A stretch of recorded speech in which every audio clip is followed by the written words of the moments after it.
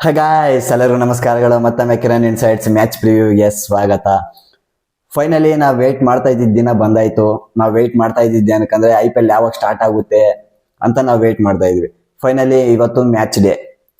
ಅದಕ್ಕೆ ಮುಂಚೆ ಯಾರ್ಯಾರು ಚಾನಲ್ನ ಸಬ್ಸ್ಕ್ರೈಬ್ ಆಗಿಲ್ವೋ ಸಬ್ಸ್ಕ್ರೈಬ್ ಮಾಡ್ಕೊಳ್ಳಿ. ಯಾಕಂದ್ರೆ ನಾನು ಪ್ರತಿಯೊಂದು IPL ನಲ್ಲಿ ಏನೇನು ನಡೆಯುತ್ತೆ ಪ್ರತಿಯೊಂದು ಅಪ್ಡೇಟ್ಸ್ನ ನಾನು ನಿಮ್ಗೆ ತಿಳಿಸ್ತೇನೆ. ಬರೀ RCB ಮಾತ್ರ ಅಲ್ಲ, ಪ್ರತಿಯೊಂದು ಟೀಮ್ದು ಅಪ್ಡೇಟ್ಸ್ನ ನಾನು ನಿಮ್ಗೆ ತಿಳಿಸ್ತೇನೆ. ಈ ಪ್ರತಿಯೊಂದು ಅಪ್ಡೇಟ್ಸ್ನು ನೀವು ಮಿಸ್ ಮಾಡ್ಕೋಬಾರ್ದು ಅಂದ್ರೆ ಚಾನೆಲ್ನ ಸಬ್ಸ್ಕ್ರೈಬ್ ಮಾಡ್ಕೊಳ್ಳಿ. ಸ್ವಲ್ಪ ವಾಯ್ಸ್ ಡಿಫ್ರೆಂಟ್ ಆಗಿ ಬರ್ತಾ ಇರ್ಬೋದು, ಸ್ವಲ್ಪ ಅಡ್ಜಸ್ಟ್ ಮಾಡ್ಕೊಳ್ಳಿ. ಯಾಕಂದ್ರೆ ಥ್ರೋಟ್ ಇನ್ಫೆಕ್ಷನ್ ಆಗಿದೆ, ಆದ್ರಿಂದ ಸ್ವಲ್ಪ ವಾಯ್ಸ್ ಡಿಫ್ರೆಂಟ್ ಆಗಿ ಬರ್ತಾ ಇರ್ಬೋದು, ಅಡ್ಜಸ್ಟ್ ಮಾಡ್ಕೊಳ್ಳಿ ಅಂತ ಹೇಳ್ತಾ, ಮೊದಲನೇದಾಗಿ ನಮ್ಮ RCB ಮತ್ತೆ SRH ಇವತ್ತು ಆಡ್ತಾ ಇದೆ ಅಲ್ವಾ. ಸ್ವಲ್ಪ ಲಾಸ್ಟ್ ಸೀಸನ್ ಯಾವ ತರ ಪರ್ಫಾರ್ಮೆನ್ಸ್ ಕೊಟ್ಟಿದ್ರು RCB ಮತ್ತೆ SRH ಅಂತ ತಿಳ್ಕೊಬಿಡೋಣ. RCB ನೋಡೋಣ. ನಿಮ್ಗೆಲ್ಲ ಗೊತ್ತಿಲ್ಲ ಹಾಗೆ RCB last season depending champions. ಸಖತ್ತಾಗಿ ಪ್ರದರ್ಶನ ಕೊಡೋದು, ಬ್ಯಾಟಿಂಗ್ ಅಲ್ಲಿ ಇರ್ಬೋದು, ಬೌಲಿಂಗ್ ಅಲ್ಲಿ ಇರ್ಬೋದು, ಒಂಥರ ಟೀಮ್ ಪರ್ಫಾರ್ಮೆನ್ಸ್ ಚಿಂದಿತ್ತು ಗುರು. ಆದ್ರಿಂದ ಡಿಪೆಂಡಿಂಗ್ ಚಾಂಪಿಯನ್ಸ್ ಆಗಿದ್ರು. ಮತ್ತೆ SRH ಅಂತ ಬಂದಾಗ ಅವ್ರ ಕಡೆ ಅಷ್ಟೊಂದು ಅವ್ರು 6th ಪೊಸಿಷನ್ ಅಲ್ಲಿ ಫಿನಿಶ್ ಮಾಡಿದ್ದು. ಅವ್ರ ಕಡೆ ಅಷ್ಟೊಂದು ಯಾರಿಗೂ ಚೆನ್ನಾಗಿಲ್ಲ. ಆ ಬ್ಯಾಟಿಂಗ್ ಅಂತ ಬಂದಾಗ ಟ್ರಾವಿಸ್ ಹೆಡ್, ಇಶಾಂತ್ ಕಿಶನ್ ಮತ್ತೆ ಅಭಿಷೇಕ್ ಶರ್ಮಾ ಸ್ವಲ್ಪ ರನ್ಸ್ ಸ್ಕೋರ್ ಮಾಡಿದ್ರು. ಅದನ್ನ ಬಿಟ್ರೆ ಯಾರ ಕೈಲೂ ಆಗಿಲ್ಲ. ಮತ್ತೆ ಬೌಲಿಂಗ್ ಅಂತ ಬಂದಾಗ ವರ್ಸ್ಟ್ ಇತ್ತು SRH, ಅಷ್ಟೊಂದು ಚೆನ್ನಾಗಿದ್ದಿಲ್ಲ. ಆದ್ರಿಂದ ಅವರು ನಂಬರ್ 6th ಪೊಸಿಷನ್ ಅಲ್ಲಿ ಫಿನಿಶ್ ಮಾಡಿದ್ದು. ಅದು ಲಾಸ್ಟ್ ಸೀಸನ್ದು ಅಲ್ಲಿಗೆ ಮುಗೀತು. ಡೈರೆಕ್ಟ್ ಆಗಿ ಇವತ್ತಿನ ಮ್ಯಾಚಿಗೆ ಬಂದ್ಬಿಡೋಣ. ಕೆಲವು ಪ್ಲೇಯರ್ಸ್ ಅಬ್ಸೆನ್ಸ್ ಇದಾರಲ್ವಾ, ಅವ್ರ ಅಬ್ಸೆನ್ಸ್ ಅಲ್ಲಿ ನಮ್ಮ RCB ಇರ್ಬೋದು, SRH ಇರ್ಬೋದು, ಯಾವ 11 ಜೊತೆ ಇವತ್ತು ಮ್ಯಾಚ್ ಹೋಗ್ತಾ ಇದೆ ಅಂತ ನೋಡೋಣ. ಓಪನಿಂಗ್ RCB ಕಡೆ ಓಪನಿಂಗ್ ಬಂದು ಪಿಲ್ಸಾಲ್ಟ್, ವಿರಾಟ್ ಕೊಹ್ಲಿ ಅವ್ರ ಪಿಕ್ಸ್ ಅಗ್ರೆಸಿವ್ ಬ್ಯಾಟಿಂಗ್ ಆಡ್ತಾರೆ. ನಂಬರ್ 3 ದೇವದತ್ ಪಡಿಕಲ್. ಯಾಕಂದ್ರೆ ವೆಂಕಟೇಶ್ ಅಯ್ಯರ್ ಇದಾರೆ, ಬಟ್ ದೇವದತ್ ಪಡಿಕಲ್ ನಮ್ಮ RCB ಕಡೆ ಪ್ರೂವನ್ ಪ್ಲೇಯರ್. ವೆಂಕಟೇಶ್ ಅಯ್ಯರ್ಗೆ ಲಾಸ್ಟ್ ಸೀಸನ್ ಚೆನ್ನಾಗಿ ಆಗಿದ್ದಿಲ್ಲ, ಮತ್ತೆ ದೇವದತ್ ಪಡಿಕಲ್ ಸಖತ್ತಾಗಿ ಆಡಿದ್ರು. ಆದ್ರಿಂದ number 3 Devdutt Padikkal. Number 4 Jitesh Sharma. Number 5 Rajat Patidar, captain, ಸಖತ್ತಾಗಿ ಆಡ್ತಾರೆ.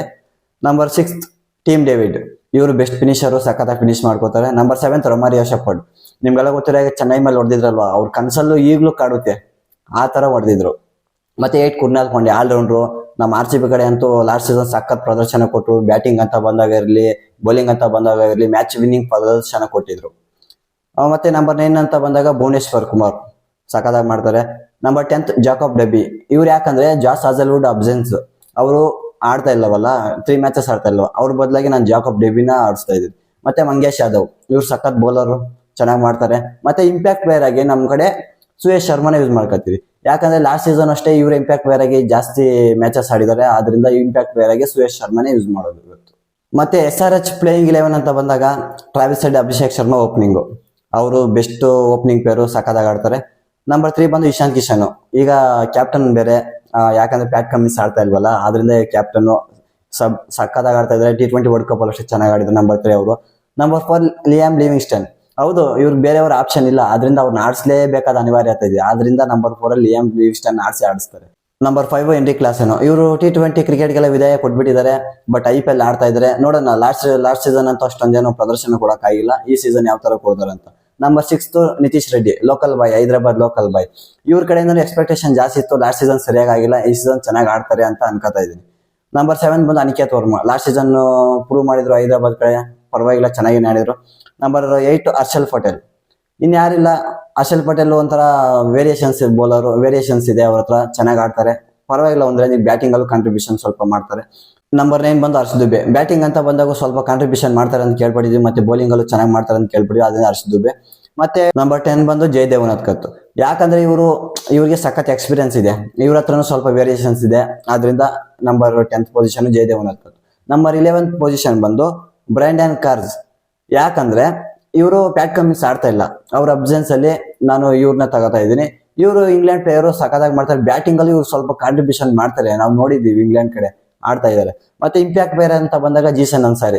ಇವ್ರು ಬೌಲಿಂಗು ಚೆನ್ನಾಗಿ ಮಾಡ್ತಾರೆ, ಆದ್ರಿಂದ ಇಂಪ್ಯಾಕ್ಟ್ ಪ್ಲೇಯರ್ ಆಗಿ ಜೀಸನ್ ಅನ್ಸಾರಿನ ಯೂಸ್ ಮಾಡ್ತಾ ಇದ್ದೀನಿ. ನೋಡಿ, ಎರಡು ಟೀಮ್ ಕಂಪೇರ್ ಮಾಡಿದಾಗ ಫಾರ್ ಬೆಟರ್ ಅನಿಸ್ತಾ ಇರೋದು RCB. ಹೌದು, ಟಾಪ್ ಆರ್ಡರ್ ಅಲ್ಲಿ ಇರ್ಬೋದು, ಬೌಲಿಂಗ್ ಅಲ್ಲಿ ಇರ್ಬೋದು, ಮಿಡ್ಲ್ ಆರ್ಡರ್ ಅಲ್ಲಿ ಇರ್ಬೋದು, ಪ್ರತಿಯೊಂದರಲ್ಲೂ ಸಖತ್ ಸ್ಟ್ರಾಂಗ್ ಆಗಿ ಕಾಣಿಸ್ತಾ ಇದೆ. ಹೈದರಾಬಾದ್ ನೋಡಿ, ಬ್ಯಾಟಿಂಗ್ ಅಲ್ಲಿ ಏನೋ ಹೈದರಾಬಾದ್ ಇದಿಲ್ಲ, ಯಾವುದೇ ವರ್ಷ ಆಗ್ಲಿ ಬ್ಯಾಟಿಂಗ್ ಅಲ್ಲಂತೂ ಸಖತ್ ಸ್ಟ್ರೆಂತ್ ಆಗಿರುತ್ತೆ ಹೈದರಾಬಾದ್ ಟೀಮ್. ಬೌಲಿಂಗ್ ಅಂತ ಬಂದಾಗ ಸ್ವಲ್ಪ ಏರುಪೇರು ಇದೆ, ಆದ್ರಿಂದ ಸ್ವಲ್ಪ ಸ್ಟ್ರಾಂಗ್ ಆಗಿ ಕಾಣ್ತಾ ಇರೋದು ನಮ್ಮ RCBನೇ. ಮತ್ತೆ ಸ್ಟ್ಯಾಟ್ಸ್ ಅಂತ ಬಂದಾಗ ಹೆಡ್ ನಮ್ಮ RCB ಮತ್ತೆ SRH ಆಡಿರೋದು 25 ಮ್ಯಾಚಸ್ ಟೋಟಲ್. ಅದ್ರಲ್ಲಿ SRH 13 ಮ್ಯಾಚಸ್ ವಿನ್ ಆಗಿದೆ, RCB 11 ಮ್ಯಾಚಸ್ ವಿನ್ ಆಗಿದೆ. ಇಲ್ಲಿ ಗೊತ್ತಾಗ್ತಾ ಇದೆ ಎಸ್ ಆರ್ ಎಸ್ ಡಾಮಿನೇಷನ್ ಜಾಸ್ತಿ ಇದೆ, ಸ್ವಲ್ಪ ಮೇಲುಗೈ ಇದೆ ಅಂತ ಗೊತ್ತಾಗ್ತಾ ಇದೆ. ಮತ್ತೆ ಇಲ್ಲಿ ಓಮ್ ಅಂತ ಬಂದಾಗ ನಮ್ಮ ಚಿನ್ನಸ್ವಾಮಿ ಸ್ಟೇಡಿಯಂ ಅಲ್ಲಿ ಆಡಿರೋದು 8 ಮ್ಯಾಚಸ್ RCB SRH. ಅದರಲ್ಲಿ RCB 5 ಮ್ಯಾಚ್ ವಿನ್ ಆಗಿದೆ, SRH 3. ಇಲ್ಲಿ ಏನ್ ಗೊತ್ತಾಗ್ತಾ ಇದೆ ಅಂದ್ರೆ ಓಮ್ ಇದ್ರಲ್ಲಿ ನಾವೇ ಕಿಂಗು ನಾವೇ ಪಂಟ್ರು ಅಂತ ಗೊತ್ತಾಗ್ತಾ ಇದೆ. ಹೌದು, ನಮ್ಮ RCB ಮೇಲುಗೈ ಇರೋದು ನಮ್ಮ ಹೋಮ್ ಗ್ರೌಂಡ್ ಅಲ್ಲಿ. ಮತ್ತೆ ನಮ್ಮ ಚಿನ್ನಸ್ವಾಮಿ ಸ್ಟೇಡಿಯಂ ಅಲ್ಲಿ ಆವರೇಜ್ ಪೋಸ್ಟಿಂಗ್ ಸ್ಕೋರ್ ಬಂದೇ 197 ಇದೆ. ಅಂದ್ರೆ ಪೋಸ್ಟ್ ಬ್ಯಾಟಿಂಗ್ ಯಾರು ಆಡ್ತಾ ಇರೋದು 200 ಅಬವ್ ಹೊಡಿಬೇಕು, ಆಗ್ಲೇ ಸ್ವಲ್ಪ ಕನ್ಫರ್ಮೇಶನ್ 90% ಚಾನ್ಸಸ್ ವಿನ್ ಆಗೋದಿರೋದು.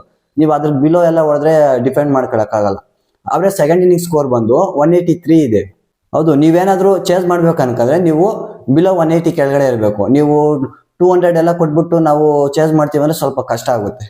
ಮತ್ತೆ ಸ್ಟೇಡಿಯಂ ಅಲ್ಲಿ ಇದುವರೆಗೂ ಆಗಿದೆ ಅಲ್ವಾ ಮ್ಯಾಚಸ್, ಅದ್ರಲ್ಲಿ ಹೈಯೆಸ್ಟ್ ಸ್ಕೋರ್ ಆಗಿರೋದು ಯಾವ್ದಂದ್ರೆ 287 ಫಾರ್ 3. ಅದು ಹೈದರಾಬಾದ್ ಅವರೇ ನಮ್ಮ RCB ವಿರುದ್ಧ ಹೊಡೆದಿರೋದು. ಮತ್ತೆ ಲೋಯರ್ ಸ್ಕೋರ್ ಬಂದು RCB 88, ಅದು ಕೋಲ್ಕತ್ತಾ ವಿರುದ್ಧ ನಮ್ಮ ಚಿನ್ನಸ್ವಾಮಿ ಸ್ಟೇಡಿಯಂ ಅಲ್ಲೇ ಆಗಿರೋದು. ಮತ್ತೆ ಪಿಚ್ ರಿಪೋರ್ಟ್ ಅಂತ ಬಂದಾಗ ನಿಮ್ಗೆಲ್ಲ ಗೊತ್ತಿರೋ ಹಾಗೆ ನಮ್ಮ RCB ಆಗ್ಲಿಂದನೂ ಅಷ್ಟೇ ಬ್ಯಾಟಿಂಗ್ ಫ್ರೆಂಡ್ಲಿ ವಿಕೆಟ್. ಇಲ್ಲಿ ಬ್ಯಾಟಿಂಗ್ ಅಸಿಸ್ಟ್ ಸಿಗುತ್ತೆ, ಬೌಲಿಂಗ್ ಅಷ್ಟೊಂದು ಸಿಗಲ್ಲ. ಬೌಲಿಂಗ್ ಅವರು ಒಂಥರ ಕಷ್ಟ ಪಡ್ತಾರೆ ಜಾಸ್ತಿ. ಬ್ಯಾಟಿಂಗ್ ಆಡೋರು ಇಲ್ಲಿ ಖುಷಿ ಪಡ್ತಾರೆ. ಮತ್ತೆ ಇದರಲ್ಲಿ ಸ್ಟೇಡಿಯಂ ಅಲ್ಲಿ ಆಡಿರೋದು 100 ಮ್ಯಾಚಸ್ ಟೋಟಲ್. ಅದರಲ್ಲಿ ಪೋಸ್ಟ್ ಬ್ಯಾಟಿಂಗ್ ಅಂತ ಬಂದಾಗ 43 ಮ್ಯಾಚಸ್ ವಿನ್ ಆಗಿದ್ದಾರೆ. ಚೇಸ್ ಮಾಡಿದವರು 53 ವಿನ್ ಆಗಿದ್ದಾರೆ. ಇಲ್ಲಿ ಏನ್ ಗೊತ್ತಾಗ್ತಾ ಇದೆ ಅಂದ್ರೆ ಯಾರು ಟಾಸ್ ವಿನ್ ಆದ್ರೆ ಚೇಸಿಂಗ್ಗೆ ತಗೋತಾರೆ, ಯಾಕಂದ್ರೆ ಚೇಸ್ ಮಾಡೋದು ಈಸಿ. ಮತ್ತೆ ಸಮ್ ಟೈಮ್ಸ್ ಡ್ಯೂ ಬರೋ ಚಾನ್ಸಸ್ ಇರುತ್ತೆ, ಆದ್ರಿಂದ ಏನ್ ಮಾಡ್ತಾರೆ ಚೇಸ್ ಮಾಡಕ್ಕೆ ಇಷ್ಟಪಡ್ತಾರೆ. ಇದು ಇವತ್ತಿನ ಮ್ಯಾಚ್ ಪ್ರಿವ್ಯೂ. ನಂಗೆ ಅನಿಸ್ದಂಗೆ RCB ಸಾಕಷ್ಟು ಸ್ಟ್ರಾಂಗ್ ಆಗಿ ಕಾಣ್ತಾ ಇದೆ, ಹೈದರಾಬಾದ್ ಸ್ವಲ್ಪ ವೀಕ್ ಆಗಿ ಕಾಣಿಸ್ತಾ ಇದೆ. RCB ಬ್ಯಾಟಿಂಗು ಓವರ್ ಆಲ್ ಎತ್ಕೊಂಡಾಗ RCB ಸಾಕಷ್ಟು ಸ್ಟ್ರಾಂಗ್ ಆಗಿ ಕಾಣ್ತಾ ಇದೆ. ಇದು ನಾನು ಸುಳ್ಳು ಹೇಳ್ತಾ ಇಲ್ಲ, ನಾನು RCB ಫ್ಯಾನ್ ಬಾಯ್ ಆಗಿ ಹೇಳ್ತಾ ಇಲ್ಲ, ಆಕ್ಚುಲಿ ರಿಯಲ್ ಫ್ಯಾಕ್ಟ್ ಹೇಳ್ತಾ ಇರೋದು. ಯಾಕಂದ್ರೆ RCB ಸ್ಟ್ರೆಂಥನ್ ಆಗಿದೆ, ಪ್ರತಿಯೊಂದು ಇದ್ರಲ್ಲೂ ಸಖತ್ತಾಗಿದೆ. ಹೈದರಾಬಾದ್ ಅಂತ ಬಂದಾಗ ಬ್ಯಾಟಿಂಗ್ ಅಲ್ಲಿ ಸ್ಟ್ರಾಂಗ್ ಇದೆ, ಇಲ್ಲ ಅಂತಲ್ಲ, ಬಟ್ ಬೌಲಿಂಗ್ ಅಂತ ಬಂದಾಗ ಎಲ್ಲೋ ಸ್ವಲ್ಪ ವೀಕ್ನೆಸ್ ಇದೆ. ಆದ್ರಿಂದ ನನ್ಗೆ ಅನಿಸ್ದಂಗೆ ಇವತ್ತು RCB ಮ್ಯಾಚ್ ವಿನ್ ಆಗುತ್ತೆ ಹೈದರಾಬಾದ್ ವಿರುದ್ಧ ಅಂತ ಅನಿಸ್ತಾ ಇದೆ. ವಿಡಿಯೋ ಇಷ್ಟ ಆಗಿದೆ ಅನ್ಕೋತೀನಿ. ವಿಡಿಯೋ ಇಷ್ಟ ಆಗಿದ್ರೆ ಲೈಕ್ ಮಾಡಿ, ಶೇರ್ ಮಾಡಿ, ಮತ್ತೆ ನಿಮ್ಮ ಅನಿಸಿಕೆ ಅಂದ್ರೆ ಇವತ್ತು ಯಾರು ವಿನ್ ಆಗ್ಬೋದು ಅಂತ ಕಮೆಂಟ್ ಸೆಕ್ಷನ್ ಅಲ್ಲಿ ತಿಳಿಸಿ ಅಂತ ಹೇಳ್ತಾ ಮತ್ತೆ ಸಿಗೋಣ ಮುಂದಿನ ವಿಡಿಯೋದಲ್ಲಿ. ಅಲ್ಲಿ ತನಕ ಟೇಕ್ ಕೇರ್, ಬಾಯ್.